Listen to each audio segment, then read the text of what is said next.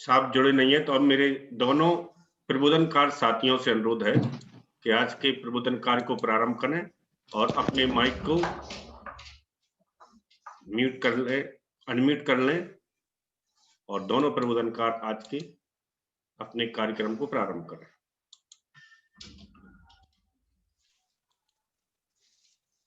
सभी को जय भीम, नमो बुद्धाय। जय भीम। भाषण प्रारंभ करेंगे। चौथा भाग, समर्थक और प्रशंसक। धांजनानी ब्राह्मणी की निष्ठा। तथागत के अनेक समर्थक और प्रशंसक थे। उनमें से एक धांजनी थी। वह भारद्वाज ब्राह्मण की पत्नी थी। उसका पति तथागत से घृणा करता था, लेकिन धांजनानी ने तो भगवान बुद्ध की निष्ठावान उपासिका थी। उसकी निष्ठा का उल्लेख करने योग्य है। एक बार भगवान बुद्ध राजगृह के समीप वेलुवन विहार के कलंद कनिवाप नामक स्थान पर ठहरे हुए थे। उस समय भारद्वाज परिवार के एक ब्राह्मण की पत्नी धांजनानी अपने पति के साथ राजगृह में रहती थी। पति तथागत का घोर विरोधी था, लेकिन धांजनानी बुद्ध धम्म और संघ के प्रति भक्ति में श्रद्धा रखती थी। रत्न की स्तुति करना उसका स्वभाव बन गया था। जब कभी वह इस प्रकार स्तुति में बोलती तो उसका पति अपने कान बंद कर लेता था। एक बार बहुत से साथी ब्राह्मणों को प्रतिभोज देने की पूर्व संध्या पर उसने ब्राह्मणी से प्रार्थना की कि वह और जो चाहे करे, किंतु बुद्ध की स्तुति करके वह उसके अतिथियों को अप्रसन्न न करे। धांजनानी ऐसा कोई वचन देने के लिए तैयार न थी। उसके पति ने उसे धमकाया कि अपनी तलवार से केले को काट डालने की तरह ही वह उसके टुकड़े टुकड़े कर देगा। धांजनानी ने कहा वह हर कष्ट सहन करने के लिए तैयार थी।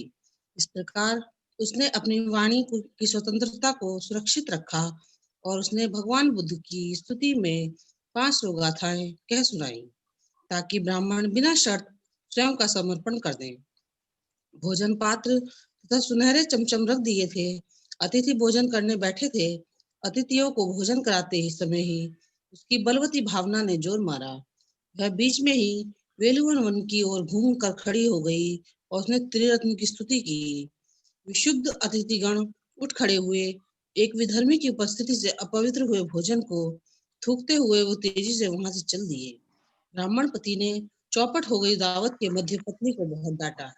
उसने फिर भारद्वाज ब्राह्मण की रात्रि का भोजन कराते समय उसके समक्ष त्रिरत्न की स्तुति की।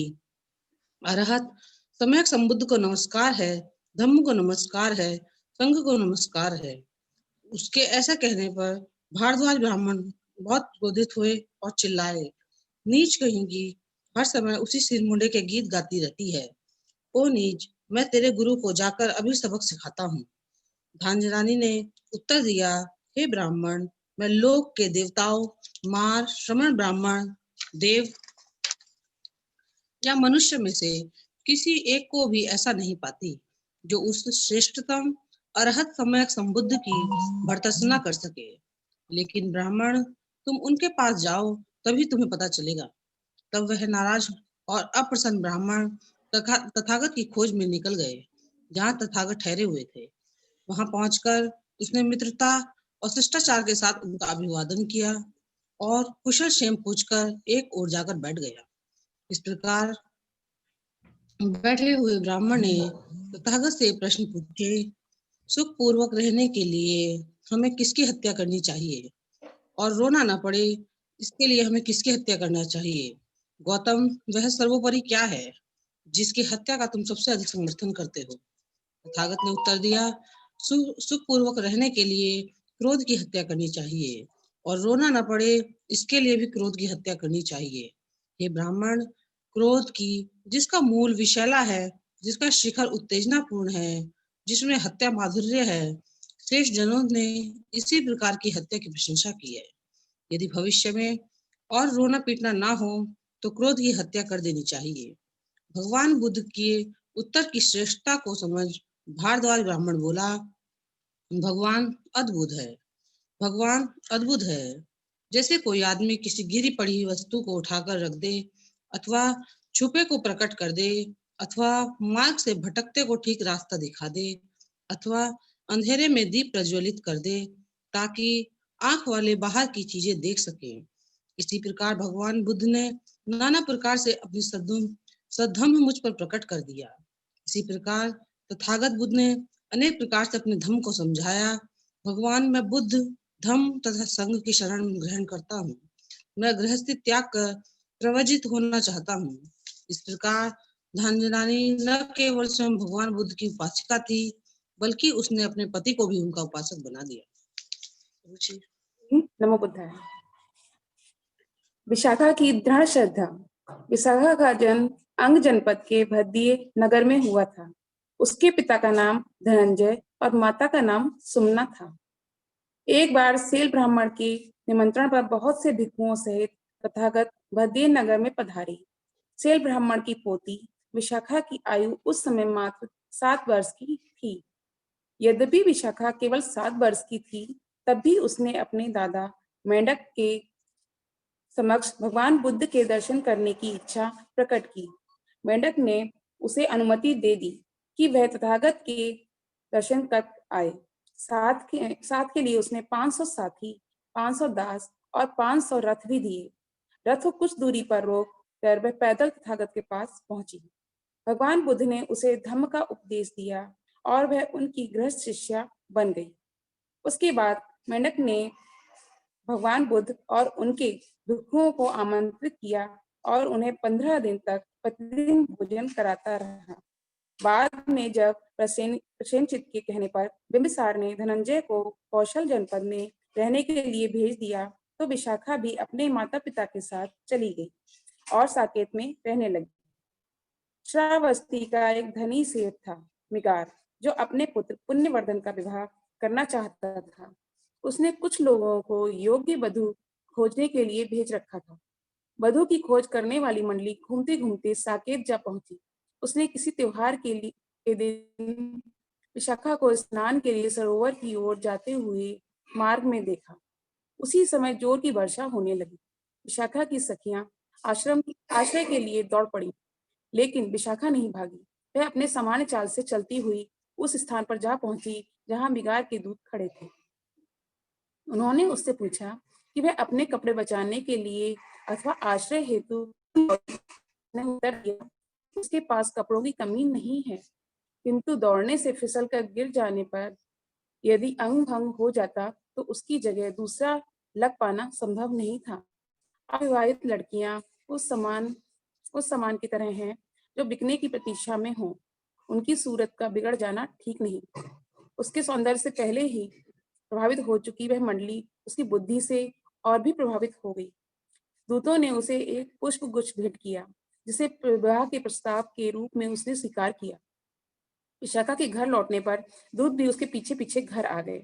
उन्होंने पुण्यवर्धन का विवाह का प्रस्ताव विशाखा के पिता धनंजय के सामने रखा। प्रस्ताव स्वीकृत हुआ और पत्रों के आदान प्रदान द्वारा उसकी पुष्टि हुई। जब राजा प्रसेनचित को यह पता चला, तो उन्होंने सम्मान के प्रतीक के रूप में पुण्यवर्धन के साथ साकेत जाने का प्रस्ताव रखा। वह असाधारण सम्मान की बात थी। धनंजय ने राजा, उनके राजाधिकारियों, मिगार, पुण्यवर्धन तथा सब बारातियों का बहुत ही उत्तम तरीके से आदर सत्कार किया और आतिथ्य सत्कार की स्वयं देखभाल की। वधू के गहने बनाने के लिए 500 सुनार नियुक्त किए गए। धनंजय ने अपनी लड़की के दहेज में धन से भरी 500 गाड़ियां, सोने से भरी 500 गाड़ियां तथा गाय बैल आदि दिए। जब विशाखा की विदाई का समय आ पहुंचा, तो धनंजय ने उसे 10 शिक्षाएं दी। उसने मिगार से भी साथ के कमरे में सुन लिया, जिन्हें मिगार ने भी साथ के कमरे में सुन लिया। ये 10 शिक्षाएं थीं: घर की आग बाहर नहीं जाने देना, बाहर की आग घर में नहीं आने देना, उन्हें ही देना जो बदले में दें, जो बदले में ना दें उन्हें नहीं देना, जो दें उसे देना, जो नहीं दें उसे ना देना, प्रसन्नता पूर्वक बैठना, प्रसन्नता पूर्वक खाना पीना, आग को संभालना तथा कुल देवताओं का सम्मान करना। दूसरे दिन धनंजय ने 8 कुशल पुरुषों को अपनी लड़की के गुण दोषों का विवेचन करने के लिए नियुक्त किया और उनको दायित्व सौंपा कि यदि विशाखा पर कोई आरोप लगाया जाए तो उसकी जांच करें। मिगार चाहता था कि उसकी पुत्र वधू को श्रावस्ती की जनता देखे। विशाखा ने रथ में खड़े हुए श्रावस्ती में प्रवेश किया। सड़क के दोनों ओर जनता खड़ी थी। जनता ने उस पर उपहार निछावर किए, किंतु वे सभी उपहार उसने लोगों में बांट दिए। मिगार निघंटों का उपासक था। विशाखा के घर पर आने के तुरंत बाद उसने उन्हें बुला भेजा। उनके आने पर मिगार ने विशाखा को उनका स्वागत करने के लिए कहा, लेकिन उनकी नग्नता देख विशाखा उद्विग्न हो गई। उसने उनके प्रति सम्मान प्रदर्शित करने से भी मना कर दिया। निघंटों ने आग्रह किया कि विशाखा को उसके घर वापस भेज दिया जाए, किंतु मिगार ने प्रतीक्षा करना उचित समझा।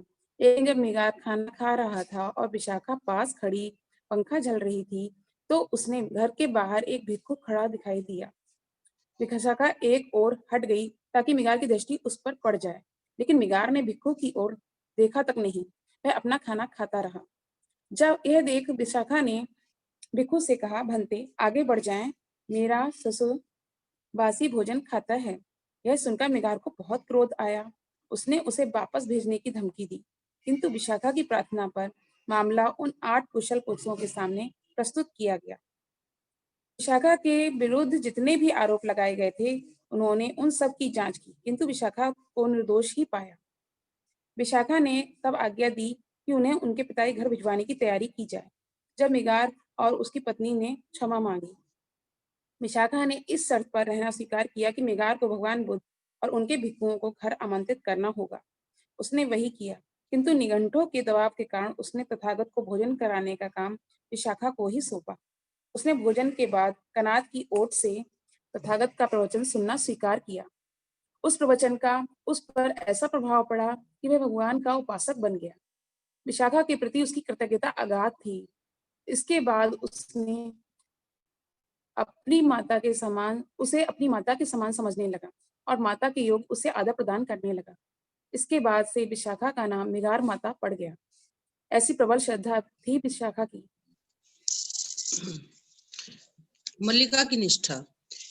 एक बार जब भगवान बुद्ध सावती के जेतवनाराम में ठहरे हुए थे, एक गृहस्थ का प्रिय पुत्र मर गया। पिता उसके शोक से इतने दुखी था कि उसने खाने पीने और कारोबार की देखभाल तक छोड़ी। वह हमेशा शमशान की भूमि में जाता और जोर जोर से विलाप करते हुए कहता, पुत्र तुम कहाँ हो, पुत्र तुम कहाँ हो। शोक संतप्त पिता भगवान बुद्ध के पास आया और अभिवादन कर एक ओर बैठ गया। उसका दिमाग सर्वथा खाली हो गया था। वह किसी भी चीज में रुचि नहीं दिखा रहा था और बता रहा था कि वह किस उद्देश्य से आया था। उसकी ऐसी अवस्था देख तथागत ने कहा, तुम अपने आपे में नहीं हो, तुम्हारा चित्त स्थिर नहीं है। मेरा चित्त स्थिर कैसे रह सकता है जब मेरा प्रिय पुत्र ही चल बसा। हाँ गृहपति, हमारे प्रियजन शोक, विलाप, पीड़ा, दुख और अनुताप हिलाते हैं। गृहपति को क्रोध आ गया। वह बोला, ऐसा विचार कौन स्वीकार कर सकता है? ऐसा नहीं, हमारे प्रियजन हमारे लिए आनंद और प्रसन्नता का कारण भी लाते हैं। यह कहता हुआ असंतुष्ट गृहपति भगवान बुद्ध के कथन को अस्वीकार कर उठकर चला गया। समीप ही कुछ जुआरी बैठे हुए पासे से जुआ खेल रहे थे। गृहपति उनके पास पहुंचा और उन्हें अपनी सब बात कह सुनाई कि कैसे वह तथागत के पास गया, कैसे तथागत ने उसका स्वागत किया, कैसे तथागत ने उसे क्या कहा और फिर कैसे वह उठकर वहां से चला गया। जुआरी बोले, तुम्हारा कहना एकदम ठीक है। हमारे प्रियजन हमारे लिए आनंद और सुख का कारण होते हैं। गृहपति को लगा कि जुआरी उसकी तरफ हो गए हैं। धीरे धीरे यह बात फैलती फैलती राजा के रनिवास तक जा पहुंची। वहां राजा ने मल्लिका रानी को कहा, तुम्हारे श्रमण गौतम ने कहा है कि प्रियजन शोक, संताप, पीड़ा, दुख और अनुताप का कारण ही होते हैं। स्वामी, यदि तथागत ने ऐसा कहा है तो ठीक ही कहा है।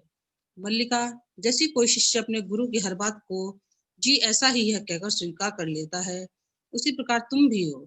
जो कुछ श्रमण गौतम कहते हैं उसे यदि तथागत ने ऐसा कहा तो ठीक ही कहा कहकर स्वीकार कर लेती हो। जाओ यहाँ से, तुम चली जाओ। तब मल्लिका ने नलीधान ब्राह्मण को बुलाया और कहा, भगवान बुद्ध के पास जाओ, मेरी ओर से चरणों में सिर झुकाकर नमस्कार करना। तब कुशल क्षेम पूछने के बाद पूछो कि क्या क्या जो कुछ भगवान बुद्ध के बारे में कहा जा रहा है, क्या उन्होंने वैसा ही कहा है? और ध्यान रहे कि जो कुछ भी तथागत उत्तर दें, मुझे आकर ठीक-ठीक वैसे ही बताना। मल्लिका रानी की आज्ञा मान ब्राह्मण भगवान बुद्ध के पास पहुंचा और जाकर प्रश्न किया कि क्या उन्होंने वास्तव में ऐसा कहा था? हाँ ब्राह्मण, हमारे प्रियजन शोक, संताप, पीड़ा, दुख और अनुताप का कारण ही होते हैं। एक बार यही सावत्थी में ही एक स्त्री की मां मर गई। बेटी होश हवास गंवाए पागल हुई गली-गली और चौराहे पर पूछती फिरती, क्या किसी ने मेरी माँ को देखा है? क्या किसी ने मेरी माँ को देखा है? एक दूसरा प्रमाण, सावत्ती की स्त्री जिसका पिता मर गया, भाई मर गया, बहन मर गई, बेटा मर गया, बेटी मर गई, पति मर गया, वह होश हवास गवाए पागल सी हुई गली चौराहे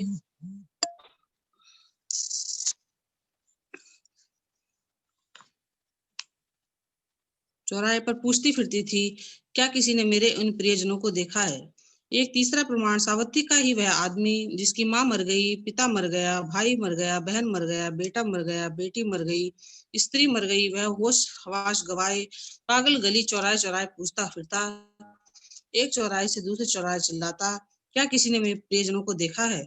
एक और प्रमाण, सावत्ती की वह स्त्री जो अपने मायके गई, उसके माता पिता उसे उसके पति से अलग करके किसी दूसरे आदमी से उसका विवाह करना चाहते थे, जिसे वह पसंद नहीं करती थी। उसने अपने पति को यह बात बता दी। इस पर उसके पति ने उसके 2 टुकड़े कर दिए और उसके बाद स्वयं को भी मार लिया, ताकि उन दोनों का मरण साथ-साथ हो सके। ब्राह्मण नलीधर ने यह सब कुछ जाकर शब्दशः रानी मल्लिका को कह सुनाया। तब रानी मल्लिका राजा के पास गई और पूछा, स्वामी, क्या आपको अपनी इकलौती पुत्री राजकुमारी वजीरा प्रिय है? हाँ प्रिय है, राजा ने उत्तर दिया। यदि आपकी वजीरा को कुछ हो जाए तो आपको दुख होगा या नहीं? राजा ने उत्तर दिया, यदि वजीरा को कुछ हो गया तो उसके मेरे जीवन पर बहुत बुरा प्रभाव पड़ेगा। स्वामी, क्या आपको मैं प्रिय हूँ? हाँ प्रिय हूँ। यदि मुझे कुछ हो जाए तो आपको दुख होगा या नहीं? यदि तुम्हें कुछ हो जाए तो इसका मेरे जीवन पर बहुत ही बुरा प्रभाव पड़ेगा। स्वामी, क्या आपको काशी कौशल की जनता प्रिय है? हाँ प्रिय है। यदि उसे कुछ हो जाए तो आपको दुख होगा या नहीं? यदि काशी कौशल की जनता को कुछ हो जाए तो मुझे बहुत दुख होगा और इसके अतिरिक्त और क्या हो सकता है? तो भगवान बुद्ध ने क्या इससे कोई भिन्न बात कही थी?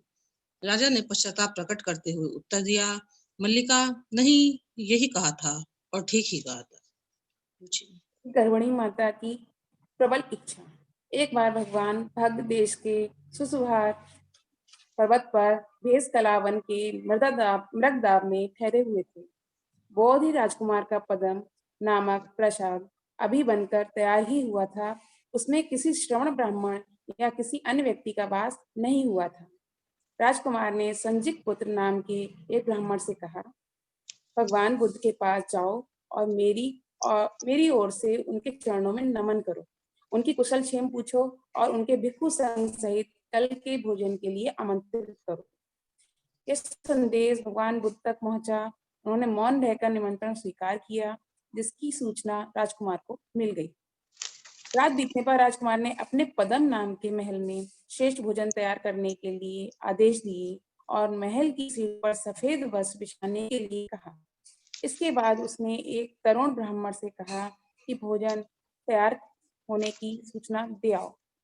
ऐसा ही किया गया। उस दिन पूर्वाह्न में चीवर पहन तथा पात्र चीवर हाथ में ले तथागत महल की ओर आए, जहां राजकुमार प्रवेश द्वार पर उनकी प्रतीक्षा कर रहे थे। तथागत को आता देख राजकुमार आगे बढ़े।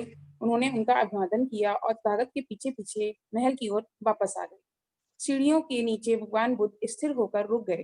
राजकुमार बोला, मैं प्रार्थना करता हूँ कि मेरी विनती स्वीकार करें, जो चिरकाल तक मेरे हित तथा सुख के लिए होगा। लेकिन तथागत मौन रहे। दूसरी बार भी राजकुमार ने प्रार्थना की, तब भी तथागत मौन रहे। तीसरी बार भी उसने प्रार्थना की, तब तथागत ने आनंद की ओर देखा। आनंद समझ गए कि क्या कठिनाई है और उन्होंने कहा कि उस कालीन को लपेटकर हटा दिया जाए, क्योंकि तथागत पीछे आने वाले लोगों का ध्यान कर उस कालीन पर नहीं चलेंगे। राजकुमार ने कालीन को लपेटने और हटाने के आदेश दिए। उसके बाद उसने महल की ऊपरी मंजिल पर आसन लगाने के लिए कहा। तब भिक्षु संघ सहित भगवान बुद्ध ऊपरी मंजिल पर पहुंचे और बिछे आसनों पर विराजमान हुए। राजकुमार ने अपने हाथ से भिक्षु संघ और तथागत को दिल खोलकर वह श्रेष्ठ भोजन परोसा। भोजन की समाप्ति पर राजकुमार एक नीचा आसन ग्रहण कर एक ओर बैठ गया और बोला, भगवान, मेरे विचार में वास्तविक कल्याण आराम के रास्ते पर चलने में नहीं प्राप्त होता है, कष्ट सहन करने के रास्ते पर चलने से प्राप्त होता है। तथागत ने उत्तर दिया, राजकुमार, पूर्व में बोध लाभ प्राप्त करने से पूर्व में भी यही विचार रखता था। यह समय था जब मैं यौवनावस्था में था।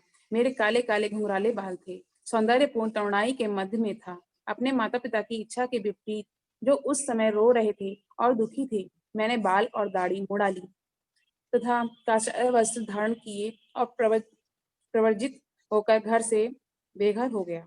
एक परिव्राजक होकर सत्य की खोज में उस पद की तलाश में चल पड़ा जहाँ अनुपम शांति प्राप्त हो सके। अब मेरा विचार बिल्कुल भिन्न है।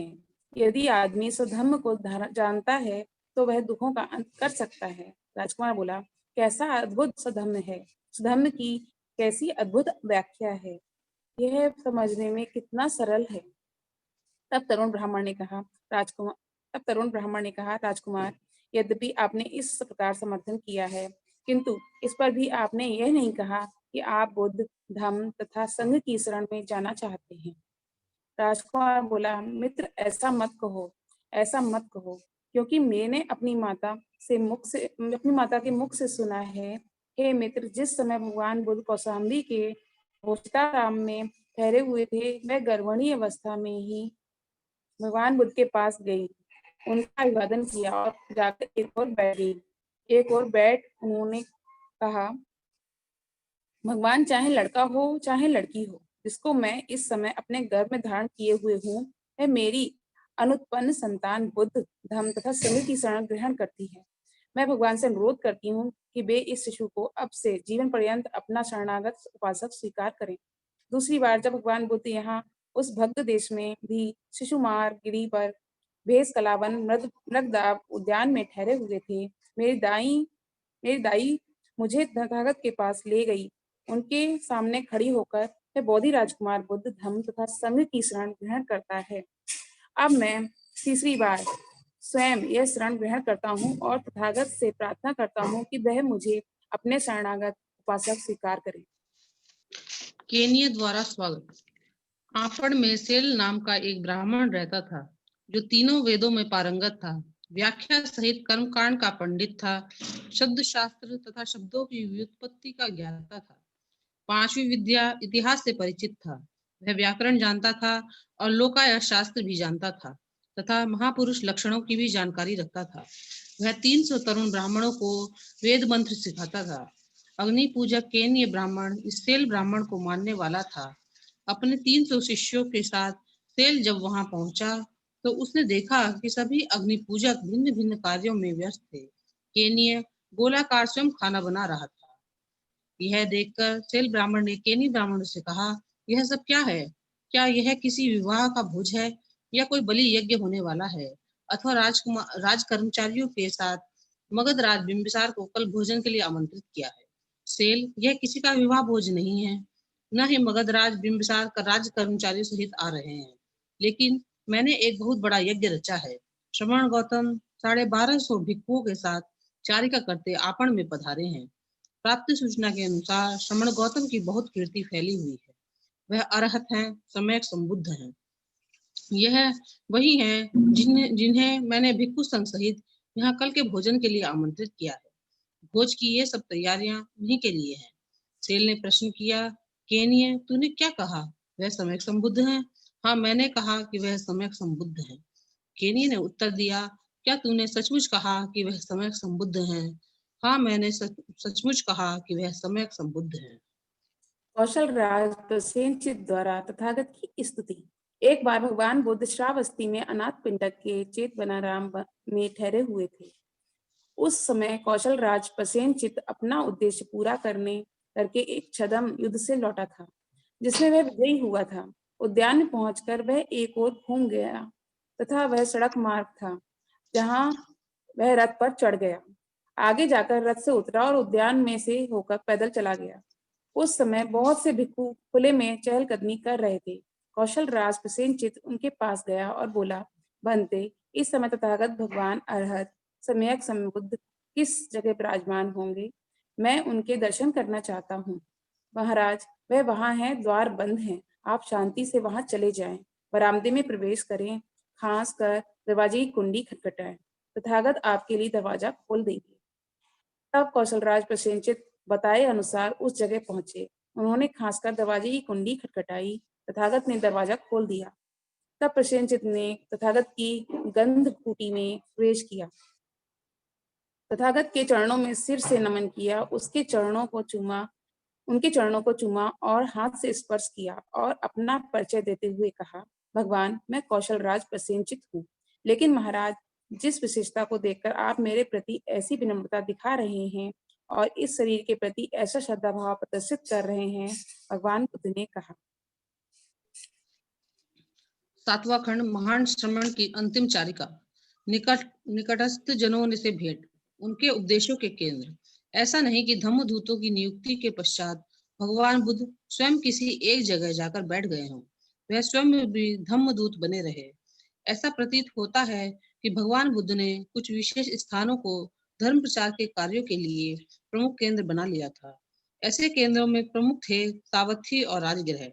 उन्होंने लगभग 75 बार सावथी की यात्रा की और लगभग 24 बार राजगृह की।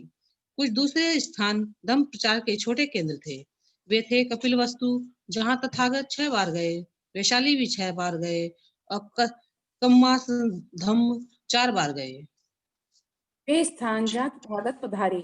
अपनी चारिका करते करते उक्त प्रधान और छोटे केंद्रों के अतिरिक्त भगवान बुद्ध अपनी चारिका के दौरान बहुत से अन्य स्थानों पर भी गए।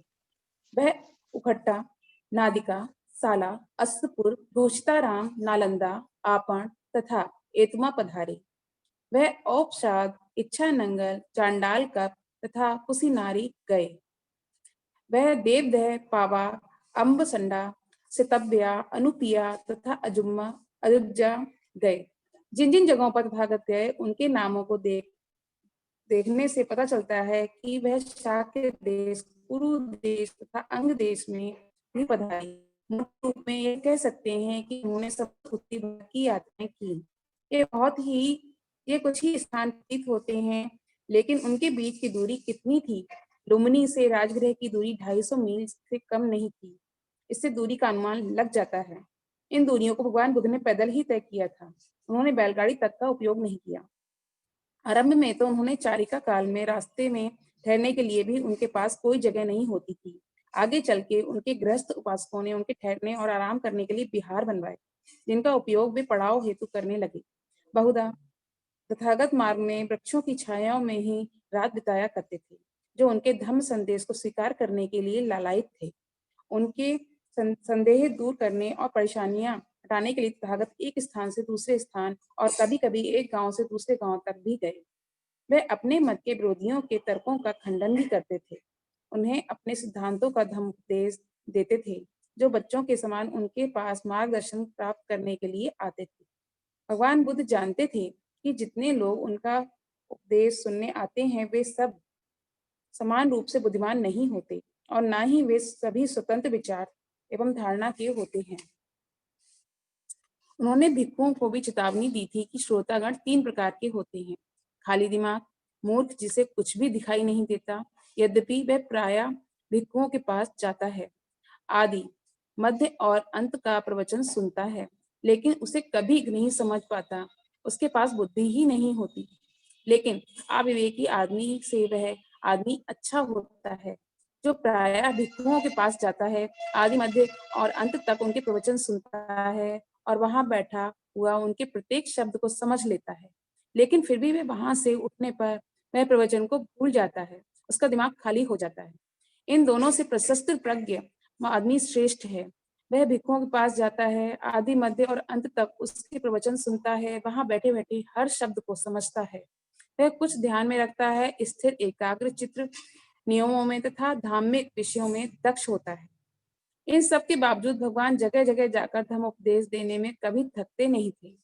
एक भिक्षु की तरह ही भगवान बुद्ध के पास कभी 3 चीवरों से अधिक चीवर नहीं रहे। एक दिन में एक बार भोजन ग्रहण करते थे। तथा दिन प्रतिदिन घर घर जाकर भिक्षा मांगा करते थे। उनका धर्मोद्देश्य प्राप्ति का कार्य अत्यधिक कठिन था, जो किसी अन्य व्यक्ति द्वारा हो ही नहीं सकता। वे इसे कर्तव्य मानकर प्रसन्नता पूर्वक निभाते थे। माता और पुत्र तथा पत्नी और पति की अंतिम भेंट।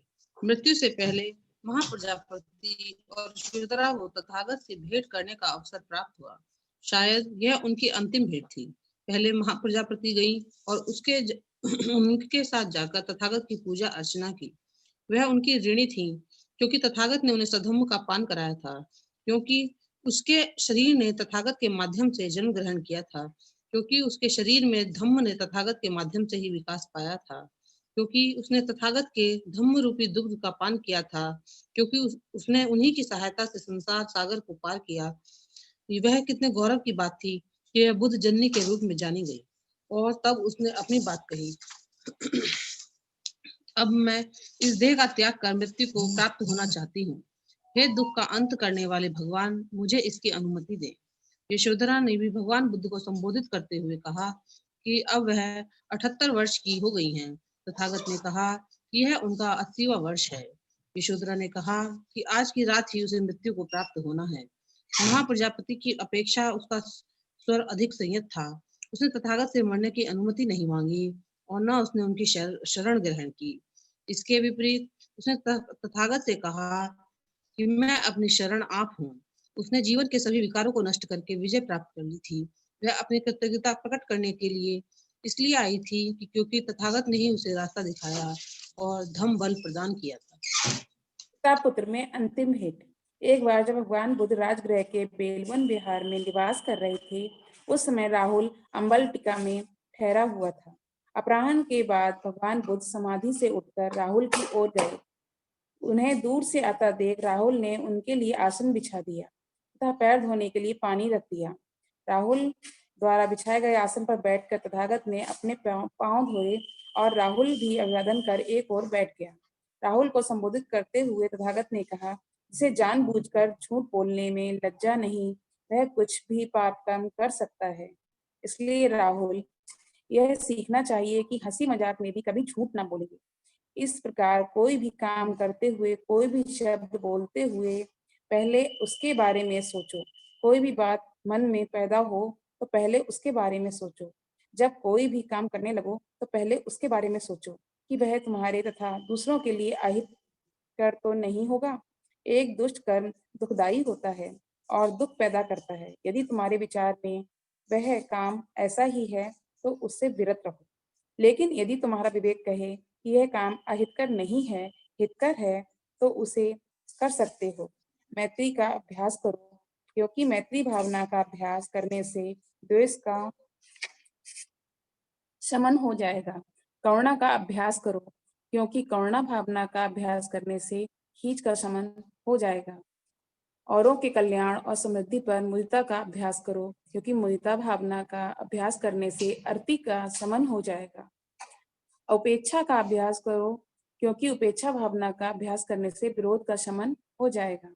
शरीर के अशुद्ध रूप का चिंतन करो, क्योंकि ऐसा करने से काम राग का शमन हो जाएगा। सभी चीजों की अनित्यता की भावना करो, क्योंकि ऐसा करने से अहंकार का शमन हो जाएगा। ऐसा भगवान बुद्ध ने कहा। राहुल ने सुना तो मन में मुदिता भरकर मन को मुदिता भरकर प्रसन्न हो इसका अनुमोदन किया। जय भीम, नमो बुद्धाय। आज का वाचन यही समाप्त होता है। सबका मंगल हो, सबका मंगल। बहुत बहुत साधुवाद आज के दोनों प्रबोधनकारों के लिए। अब मैं राष्ट्रीय अध्यक्ष महोदय से अनुरोध करता हूं कि अपने अध्यक्षीय उद्बोधन रखें। माननीय धर्म प्रकाश भारती साहब।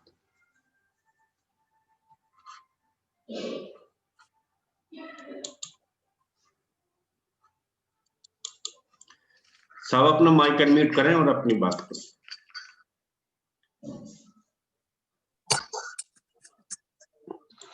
महाकारुणिक तथागत गौतम बुद्ध, परम पूजनीय बाबा साहब डॉक्टर अम्बेडकर जी, समस्त गुरु संतों के चरणों में नमन करते हुए मैं आभार व्यक्त करना चाहता हूं अपनी दोनों छोटी बहन सविता अम्बेडकर, रुचि आजाद का। उन्होंने बहुत ही अच्छे शब्दों में धम्म का वाचन किया। मैं आभार व्यक्त करना चाहता हूं अपने राष्ट्रीय कार्यकारी अध्यक्ष जी का, मास्टर बादल सिंह बौद्ध साहब का। बहुत ही जिम्मेवारी के साथ वो होस्ट कर रहे हैं, संचालन कर रहे हैं। और जितने साथी भी आज जुड़े हैं, बौद्ध ज्ञान से हमारे के बौद्ध सदैव जुड़ते हैं, मैं उनका भी आभार व्यक्त करना चाहता हूं और निवेदन करना चाहता हूं कि आज बुधवार का दिन है। बुद्ध के नाम हम लोग खीर की परंपरा अवश्य शुरू करें। अपने स्वयं के घरों में खीर बनाएं, सुबह नाश्ता में बना लें, शाम को भोजन में बना लें या दिन में बना लें, और कोशिश करें हम लोग के अपने अड़ोसी नातेदार रिश्तेदारों के यहाँ भी खीर का प्रचलन हम लोग शुरू करें।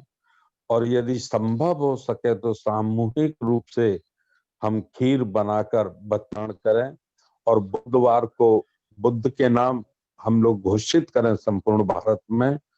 और मैं आज थोड़ा लेट जुड़ा हूं, उसके लिए क्षमा प्रार्थी हूं। मुझे ध्यान ही नहीं रहा कि आज बुधवार है। झटके से मेरी आंख खुली और मुझे पता चला कि आज बुधवार है, तो मैं लेट जुड़ा, उसके लिए क्षमा प्रार्थी हूं। उन्हें एक बार फिर सभी श्रोताओं का, दोनों उपासक बहनों का और माननीय बादल सिंह बौद्ध जी का बहुत बहुत आभार। अब मैं निवेदन करता हूं कि सभ्य सत्ता के साथ आज के कार्यक्रम का समापन कराया जाए। बहुत बहुत धन्यवाद। नमो बुद्धाय। जय हिंद। बहुत बहुत साधुवाद माननीय साहब। सभी साथी अपना माइक अनम्यूट कर सकते हैं और सभी हम एक साथ धम्म फलन गाथा को सब्बे सत्ता सुखी होन्तु, सब्बे होन्तु सुखिनो, सब्बे भद्राणि पश्यन्तु मा किञ्चित् दुःखमाप्नुयात्। सब्बे सत्ता सुखी होन्तु, सब्बे भद्राणि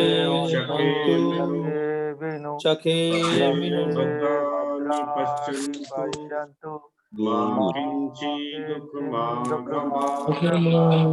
सब्बे सत्ता सुखी होन्तु, सब्बे होन्तु सुखिनो, सब्बे भद्राणि पश्यन्तु मा किञ्चित् दुःखमाप्नुयात्।